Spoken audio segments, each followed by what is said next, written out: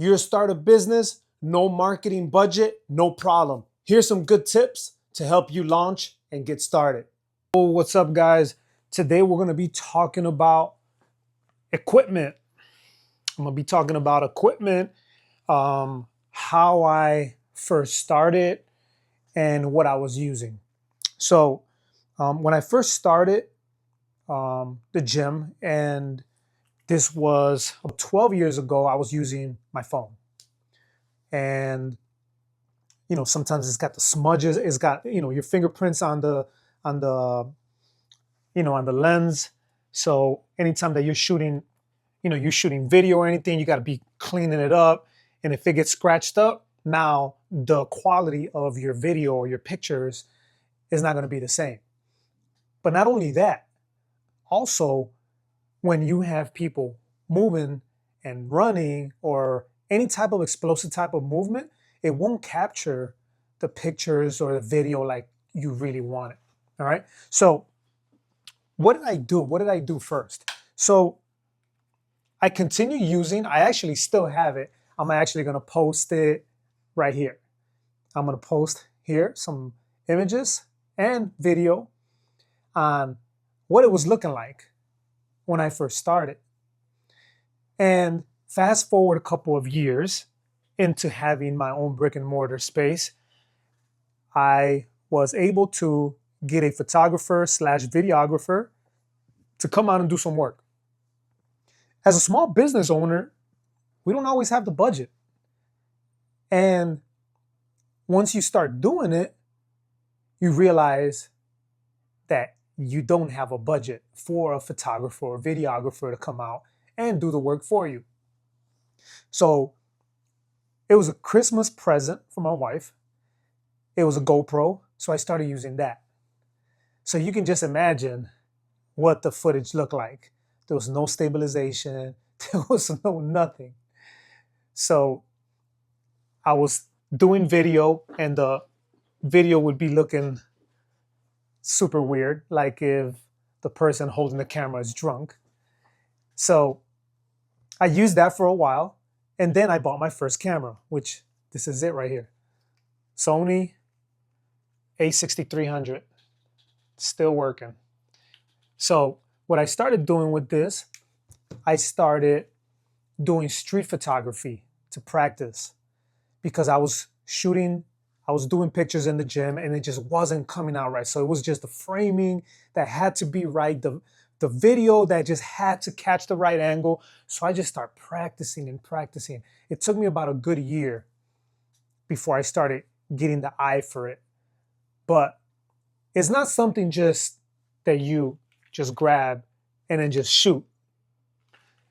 You have to have the eye for it and a purpose for it.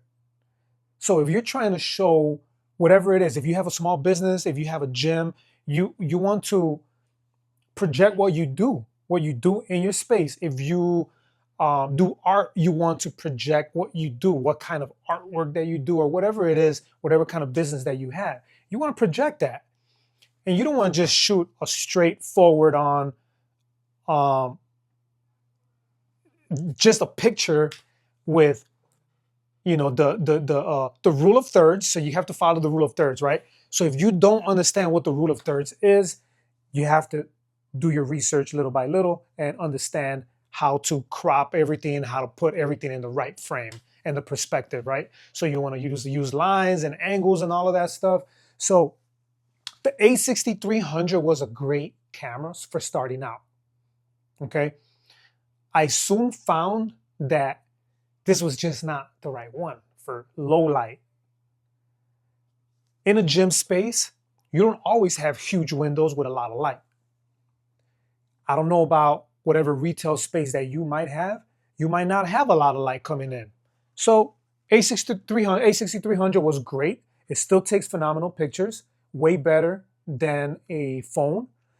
And at first I was shooting with a kit lens. So it's usually like something like this, 2870 Sony. So this is a Sony A6300. So it comes with a kit, usually 2870 or whatever it is, a pancake lens that you want to get. I had several lenses. So doing my research, in my mind, I needed this lens, I needed that lens, I needed this lens. Until I started practicing and practicing and practicing, and then I start selling some of the lenses that I had. So I started going more into prime lens.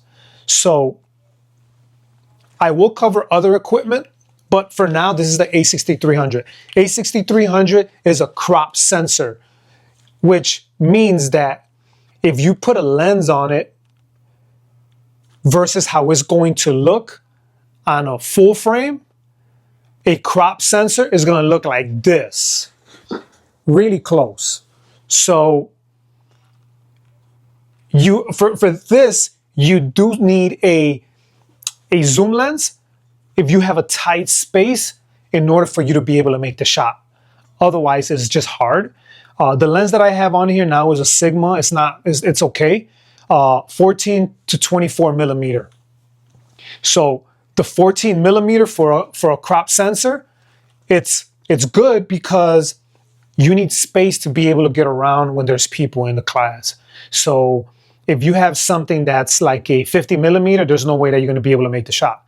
35 millimeter, it depends how many people that you have in your space, how big your space is, if you got equipment, there's just no way that you can get good shots, especially explosive or sport shots. So you have to go with a wider lens so that way you can move around and capture it however that you want. But anyway, so I got a lot of good experience with this small camera. I still love this camera. I never wanted to sell it. I've had other cameras. So after this, I ended up getting in an A7, which was a step up from this. Was it better? It was pretty good. Was it dramatic difference?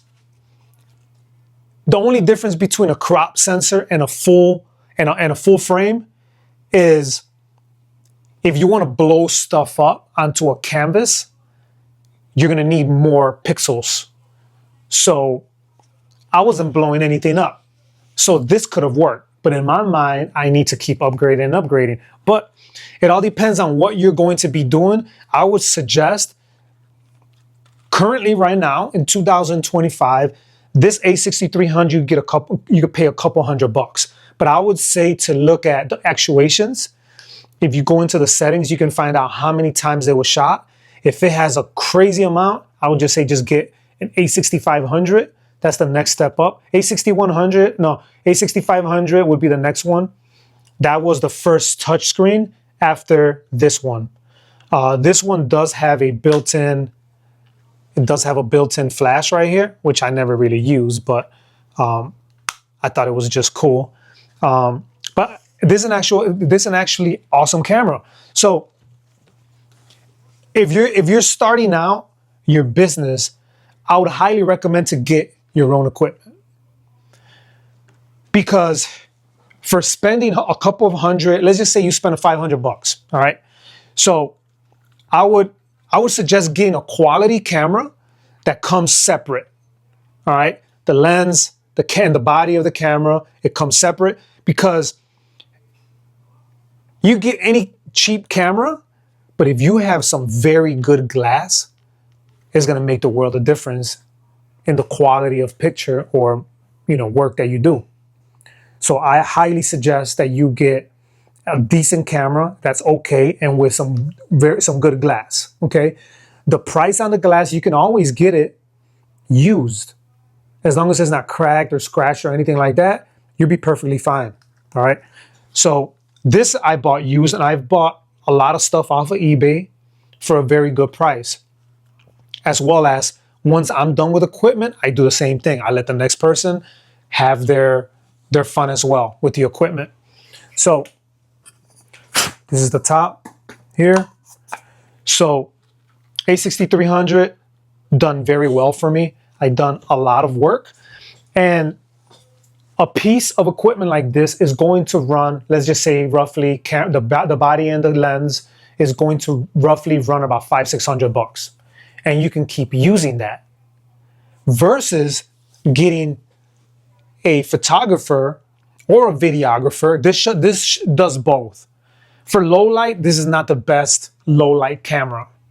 If you're gonna go with a camera that's good for low light, that's Sony, I would say an A7S. A7S camera, that's gonna be for a for low light, for video. That's specifically for video. It's not going to be shooting very good photo. This would shoot probably roughly about the same or a little bit better, and it's faster than the A7S. That's the one that you would want for video if you want video. But you can use this for both. You just need more lighting. It's not going to be great for low light. And the reason I say this, and not to talk bad about a photographer or videographer, but you starting out as a small business owner, you will be bootstrapped. So I was able to learn to cut corners and to save money and to, bootstrap. Like, a small business doesn't have the budget for a lot of stuff that other businesses have. So I'm a firm believer to build a business before grabbing loans to build it and hoping that it works. All right, so I was able to build it up, and I bought my own equipment, and I was happy by the way that it unfolded. I was able to learn how to run a camera for shooting video, shooting stills, and do the social media stuff, do the website for as long as I could until I was able to hire somebody to redo my website and all of that. Okay, on the fly, I shoot my own stuff. On the fly, I shoot our gym stuff or personal stuff. And it's gonna save you hundreds of dollars. At least until you get better. And then you can go ahead and upgrade. And from this camera, I went to the A7, like I mentioned. From the A7, I went to the A7 II. And then I went to the A7 III. And then I went to the A7 IV, where I started getting different glass. Like the one I'm shooting with right now, that's A7S series with different glass that's a little bit more expensive. And it's definitely worth it. It's definitely worth it. And you want to be able to invest because you know what? You're going to save a whole lot of money in the long run. Once you get the business up and rolling and you want to hire somebody and you want to outsource the photography, the videography, that's great. Because at that point, you're going to be way too busy to be able to play photographer or videographer and be, shooting all this video and stuff. And then you have other stuff that needs to get done, including the back end stuff, which is when I became hands off of everything, right? So having said that, this is what I chose to go with starting out after seeing what the phone was doing. I was gonna say iPhone. What my phone was doing, it was not doing enough for photography, for videos and all of that. It just looked crappy. And then the GoPro, and like nothing against GoPro, I had my fun with it, but that's just not what it is. And then I bought stabilizers. I had several stabilizers. So I had the huge one, I had the single arm one. You definitely need a stabilizer. So if you're going to be shooting video,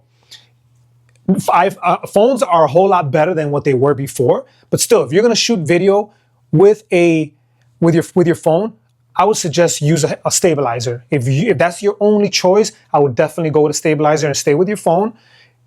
Everything's about budget.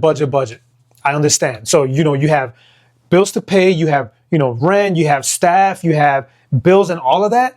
Like, you have to get what works for you.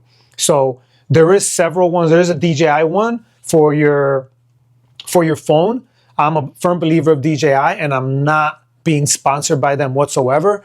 But I've got different DJI products. So if you're going with a camera, then I would say get a stabilizer for your camera because you're going to be shooting video.